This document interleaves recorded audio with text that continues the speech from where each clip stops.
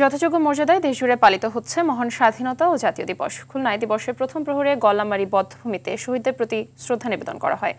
বরিশালে সূর্যোদয়ের সঙ্গে সঙ্গে শহীদ মুক্তিযোদ্ধা স্মৃতিফলকে পুষ্পস্তবক অর্পণ করে শহীদদের প্রতি শ্রদ্ধা জানানো হয়। পরে বেলসপার্ক মাঠে কুচকাওয়াজ অনুষ্ঠিত হয়।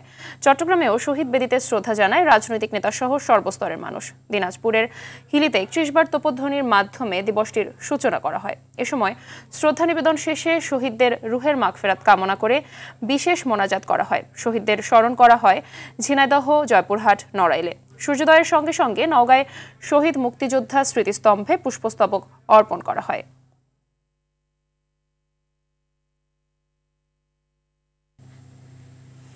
দর্শক, এ বিষয়ে আরো জানাতে চট্টগ্রাম থেকে সরাসরি যোগ দিচ্ছেন সহকর্মী সাইফুল মাহমুদ।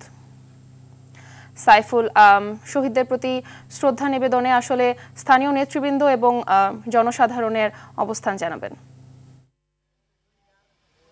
জি মাহবুবা, যেমনটি আসলে বলেছেন, আজ মহান স্বাধীনতা দিবস ও জাতীয় দিবস। এই দিবসটি উপলক্ষে আসলে চট্টগ্রামের অস্থায়ী স্মৃতিসৌধে কিন্তু আসলে একেবারে ফুলে ফুলে ভরে গেছে। আপনারা দেখতেই পাচ্ছেন, এখনও কিন্তু আসতেছে জনগণ।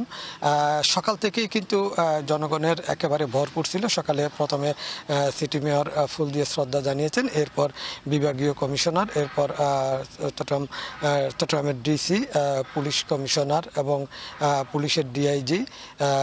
ফুল দেওয়ার পরে সবার জন্য উন্মুক্ত ঘোষণা করা হয়। উন্মুক্ত ঘোষণার পরে কিন্তু মানুষের ঢল নামে।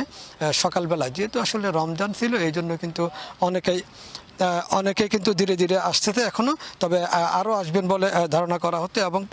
এবং বৈষম্য বিরোধী ছাত্র আন্দোলনের যারা সমন্বয়ক ছিল তারাও কিন্তু এসেছে এবং সবাই কিন্তু এখানে জাতিকে কিন্তু গভীর শ্রদ্ধার সাথে স্মরণ করেছেন এবং ধীরে ধীরে কিন্তু আরও আসবেন বলে সবাই প্রত্যাশা করছেন।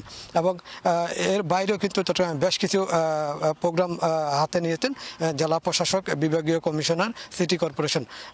সবগুলো প্রোগ্রামে কিন্তু আসলে সুন্দর সুষ্ঠুভাবে অনুষ্ঠিত হবে বলে সবাই প্রত্যাশা করছেন।